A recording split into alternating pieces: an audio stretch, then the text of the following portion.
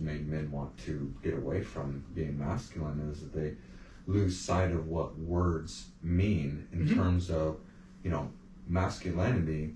All those things you described about being protectors and all that stuff, come with words that we've gotten away from. Things like being confident, things like having courage, things like being strong, projecting strength, being bold, being aggressive if you need to. All of those things have just been, I was going to say slowly whittled away, but pretty rapidly lately have just been stripped away. Like, we don't even know what that means anymore. We're in a culture war right now, and the right wing doesn't hardly have anybody stepping up and fighting or even knowing what those things. It goes into what you're talking about, being selfish. Everyone's afraid of losing what they have. They don't want to step out and fight for the greater good or protect their tribe because they're so worried and so fearful. And those aren't masculine traits. Those are the opposite of that. And so I look at this culture war and I say that the feminist perspective is winning on this front massively, and it's a huge battlefield to lose for the right wing and for men. In general, is that if we lose that fighting spirit in men, then what are we left with? It's a very bad place to be in. Yeah. And we as men have the responsibility to set a better example of what it means to be those things: confident, courage, have conviction, those kind of things. I think that starts with fathers in the house. Because we have become a culture of single mothers and men leaving and leaving little boys to be raised by their mothers and be raised to be taught of those more feminine traits. And so we're kind of losing the father figure here in the U.S. and by design. Yeah, I think that's where it all starts.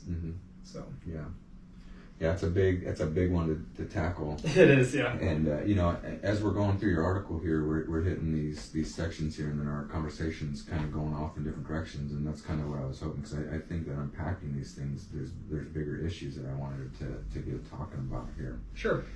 And I think that's going pretty well. In the next section here, you talk about the information on the bills, and so you're talking about, when at these rallies, whatever the side is showing up for, do they really even understand fully what is in that bill? And so you write here, you say, when the left speaks on bills at rallies, they almost always misrepresent the bills that are being voted on, and will even provide inaccurate information at times. They use different words than the ones that are actually in the bills to make them sound scarier and more oppressive than what they probably are. And this is meant to elicit a collective of fear and anger. So going back into what you're talking about, being emotionally manipulative.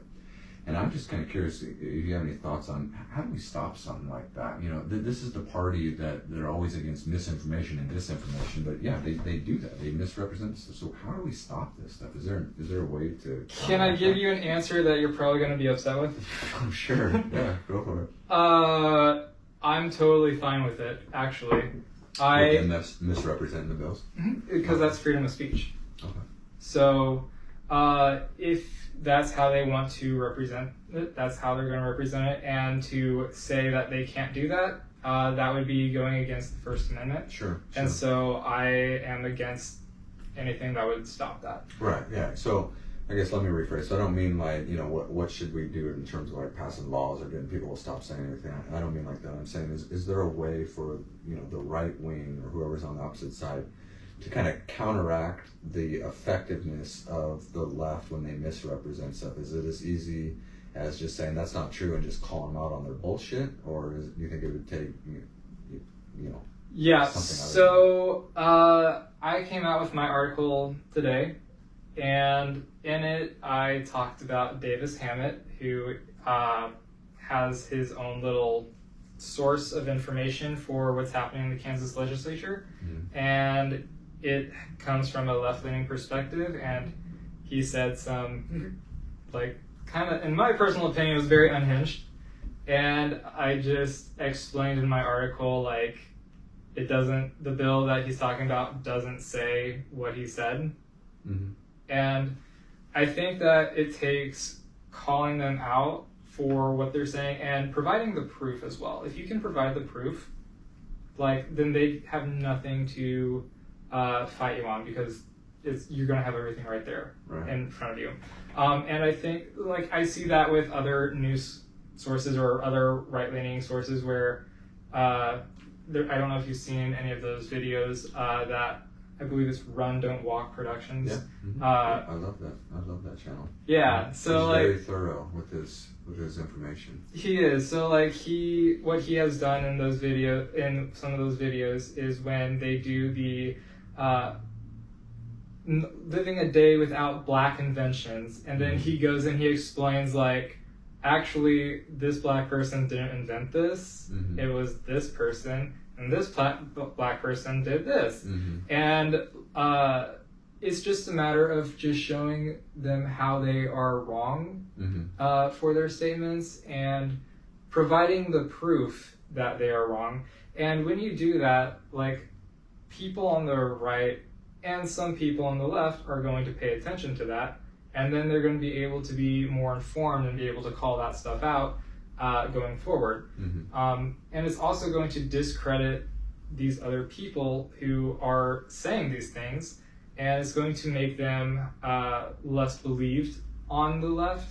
With that being said, when it comes to fooling people, you can fool everybody sometimes, but not all the time.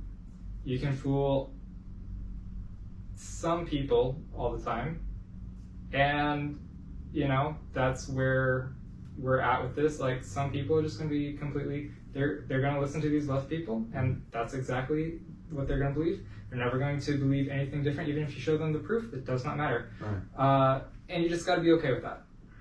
Well, that's the thing. That's kind of what I was asking the question. Like, how do we put an end to this misrepresenting of stuff like that when you're dealing with, like we talked about, how it's all on emotion. It's all run on emotion. You can't reason with them. And I'm glad that you mentioned Run, Don't Walk, because I had followed him even before COVID, and followed him throughout COVID, and follow him now, and I see him getting more and more kind of frustrated with continuously pointing out these facts, but you still have these idiots that no matter what, they're going to believe what they believe, no matter what kind of information you get them with. Yeah, and so, and you just have to come to a place of acceptance with that, because there's always going to be people like that. Yeah. It doesn't matter.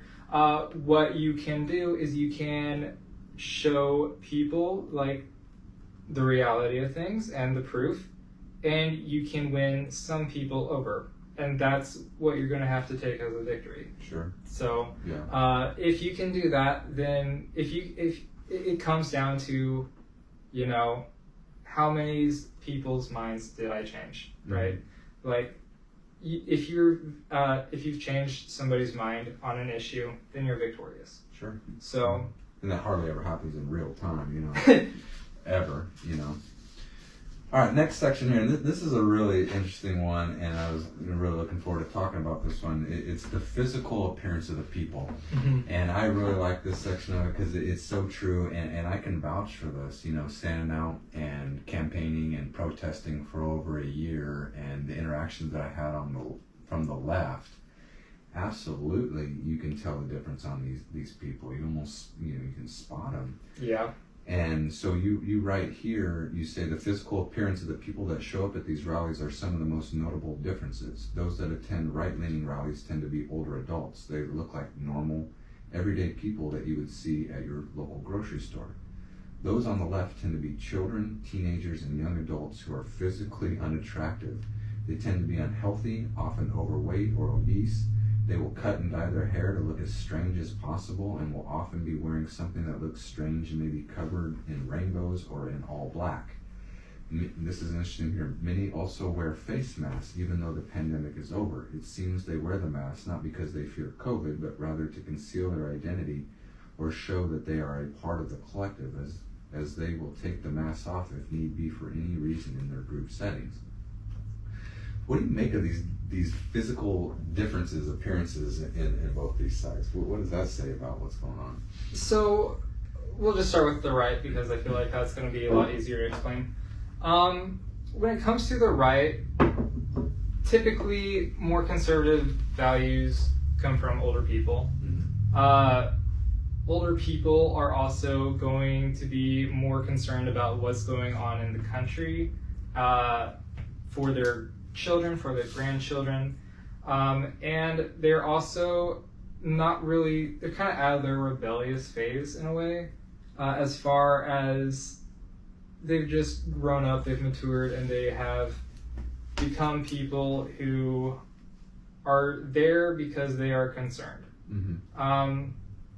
And I think there are also a lot, you're not going to find too many middle-aged people at those right-wing rallies, because they tend to have children and they tend to have jobs, and that's what they're focused on. A lot of these older adults, they are retired, and so they got more time on their hands, and they're looking for a way to still make a change and make a difference with their lives. Yeah, natural life cycle kind of stuff.